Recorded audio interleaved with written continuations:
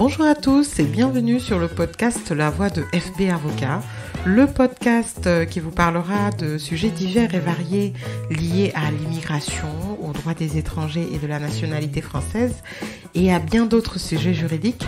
Je suis maître Fatou Babou, avocate au barreau de Bordeaux. Je suis une passionnée de droits des étrangers et mon objectif est de partager avec vous mes expériences quotidiennes, mes avis et mes conseils. Aujourd'hui, je vais vous parler d'un sujet qui sévit lourdement chez les étudiants étrangers. Il s'agit du dysfonctionnement de la plateforme numérique de l'ANEF qui permet d'effectuer des demandes de titres de séjour et de suivre le dossier en ligne. Depuis quelques années, la Direction générale des étrangers en France a décidé de dématérialiser les procédures des étrangers. Alors, cette intention est louable quant à l'intention, c'est-à-dire il s'agissait de désengorger les préfectures devant lesquelles on pouvait voir une file interminable d'étrangers depuis très très tôt le matin, 2h, 3h du matin, à attendre pour demander soit un titre de séjour, soit le renouvellement, soit savoir où en est le dossier, et permettre donc aux étrangers d'avoir une plus grande lisibilité dans le cadre du suivi et du traitement de leur dossier. Donc, la direction a déployé un programme de dématérialisation et a ainsi, grâce à l'administration numérique des étrangers en France, déployé une plateforme sur laquelle s'effectuent beaucoup de démarches pour les étrangers. C'est la plateforme de l'ANEF, administration-des étrangers en France.gouv.fr. Sur cette plateforme, on peut effectuer une demande de titre de séjour, une demande d'autorisation de travail, valider le visa et même faire les demandes de nationalité depuis le 3 février 2023.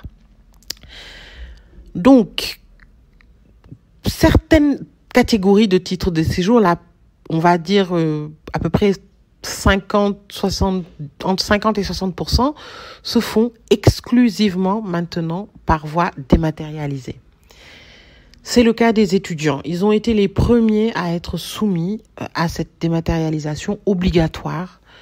Donc, les demandes de titres de séjour étudiants, les demandes de renouvellement doivent obligatoirement se faire sur cette plateforme.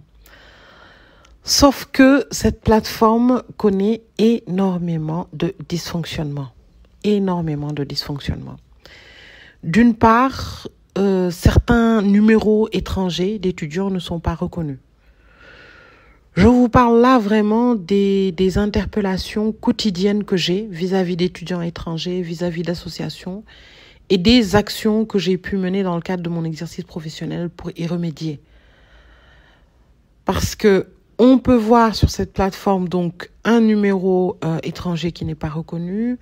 La plateforme peut être figée, c'est-à-dire j'ai un dossier dans lequel la plateforme est restée sur le renouvellement de l'année dernière et donc la plateforme n'avait pas enregistré la délivrance du nouveau titre de séjour. Donc il était impossible à l'étudiant étranger de faire une nouvelle demande. Quelquefois, les étudiants font leur demande, c'est enregistré et puis plus aucune nouvelle, vraiment aucune nouvelle du dossier. Ils reçoivent juste une attestation d'enregistrement de la demande de titre qui ne vaut pas titre de séjour. Ils sont sans récépissé, sans aucun document de séjour, ni pour faire le stage, ni pour voyager, ni pour quoi que ce soit. Lorsqu'on est confronté à ce type de situation, et encore, je n'ai cité que quelques exemples, aujourd'hui, un étudiant m'a contacté pour m'expliquer qu'il a effectué sa demande de renouvellement de titre depuis décembre, que jusqu'à la semaine dernière, il était mentionné dossier en cours d'instruction, et lorsqu'il s'est connecté ce matin, tout a disparu.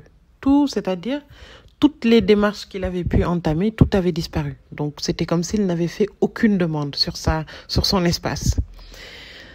Ce qui accroît la précarité des étudiants étrangers. J'ai vu des étudiants perdre leur titre de séjour parce que l'ANEF n'enregistraient pas leur demande, refusaient d'enregistrer. À chaque fois qu'ils ont envoyé, donc, quand ils m'appelaient, je leur dis, écoutez, il faut faire une demande d'enregistrement à la préfecture parce que le Conseil d'État et les tribunaux administratifs ont jugé plusieurs fois qu'il fallait une voie alternative à la voie dématérialisée, que les préfectures ne pouvaient pas uniquement proposer cette voie-là pour la demande de titre de séjour. Ainsi, donc, lorsque la plateforme n'accepte pas de prendre le dossier, c'est logique d'adresser un courrier à la préfecture. Sauf que les préfectures renvoient systématiquement le dossier sans regarder, sans étudier, avec une fiche qui est déjà préparée pour indiquer que tout doit se faire sur la plateforme de l'ANEF. Et là, je ne parle que des étudiants étrangers. Il existe beaucoup d'autres personnes qui sont dans le même cas, qui sont dans la même situation. Par exemple, j'ai rencontré un étranger qui sollicitait le renouvellement de sa carte de séjour entrepreneur profession libérale et qui était également bloqué par un dysfonctionnement de l'ANEF. J'ai également aujourd'hui un passeport talent qui est salarié en mission, qui souhaite changer de passeport talent pour la carte bleue européenne, qui n'y arrive pas. Lorsque la plateforme est interpellée, donc la plateforme indique soit un dysfonctionnement qu'ils connaissent et qu'ils sont en train de réparer et invite l'étudiant à relancer la procédure, soit invite l'étudiant étranger à contacter la préfecture. C'est une situation qui est assez triste parce qu'elle est aujourd'hui... Alors, attention, c'est pas tous les étudiants qui sont dans cette situation. Bien entendu, il y a des dossiers qui fonctionnent très très bien, qui se déroulent tout à fait bien par la voie dématérialisée, le renouvellement, l'attestation donc de dépôt, puis l'attestation de régularité du séjour, l'attestation de décision favorable également qui est délivrée. Donc on a quand même une bonne partie des dossiers qui se déroulent très très bien. Mais si je parle aujourd'hui, c'est pour cette quantité non négligeable d'étudiants étrangers qui sont aujourd'hui dans une situation extrêmement critique. Parce qu'ils n'ont pas de voix, parce qu'ils sont étudiants étrangers, ils ont déjà des moyens assez limités, qui n'ont quelquefois pas accès à l'information juridique. Parce qu'aujourd'hui, lorsque vous êtes confronté à cette situation en tant qu'étranger, vous essayez de déposer un dossier par voie numérique, vous n'y arrivez pas. Vous devez pouvoir envoyer un courrier à la préfecture. Donc, c'est le premier réflexe. S'il y a un dysfonctionnement, il faut saisir la préfecture directement parce que c'est l'autorité quand même qui est responsable. Si, après une première saisine, en général, je saisis une première fois, la préfecture renvoie le courrier en disant que ça se passe sur Internet, je refais un deuxième courrier en leur expliquant qu'il y a un dysfonctionnement au sein du service de l'ANEF. Par exemple, mon dossier est bloqué, mon espace est bloqué, je n'y arrive pas. Après cette deuxième relance, si la préfecture ne réagit pas, il y a la possibilité de saisir le tribunal administratif dans le cadre d'un référé mesure utile. Beaucoup de gens ne le savent pas, c'est que si vous avez un blocage qui vous empêche de déposer votre dossier, que ce n'est pas de votre faute et que la préfecture refuse d'enregistrer le dossier, vous avez la possibilité de l'y contraindre par voie de référé mesure utile, qui est une procédure urgente devant le tribunal administratif. Donc, il est préférable d'avoir un avocat pour vous assister dans cette procédure. Et dans ce cadre-là, il est demandé au tribunal d'enjoindre à la préfecture d'enregistrer le dossier et de délivrer une autorisation de séjour le temps de l'instruction du dossier. Donc après, la préfecture, elle, se débrouillera avec la plateforme pour voir comment régler le problème. Malheureusement, beaucoup de personnes ne sont pas au courant de cette procédure et j'ai rencontré beaucoup d'étudiants étrangers qui suivaient parfaitement leur cursus, mais vraiment un cursus excellent, avec des promesses de stage dans de grandes entreprises qui se sont vus perdre leur titre de séjour à cause du dysfonctionnement de la plateforme. Les délais d'attente également posent problème. Alors, les délais d'attente, ce sont des délais extrêmement exorbitants. Par exemple, depuis plus de 6 mois pour des étrangers qui demandent leur titre de séjour et qui n'ont aucune nouvelle et qui n'ont pas de récépissé.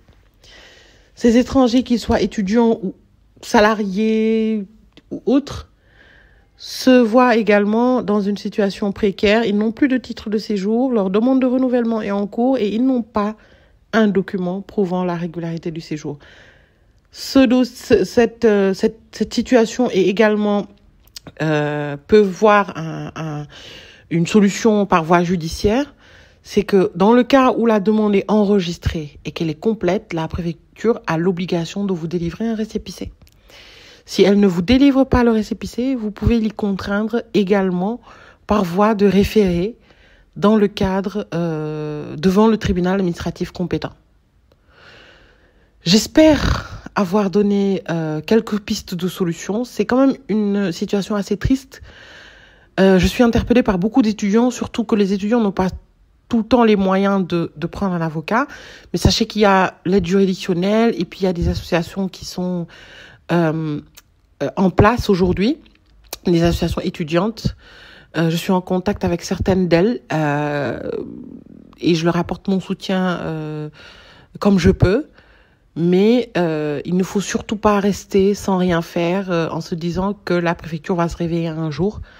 La préfecture a beaucoup de dossiers à traiter. Et si on ne se fait pas entendre, on risque de se voir perdre le droit au séjour en France. Merci de votre fidélité. C'était la voix de FB Avocat. À très bientôt pour de nouveaux épisodes. En attendant, suivez-nous sur les réseaux sociaux Facebook, LinkedIn, Instagram /FB Avocat.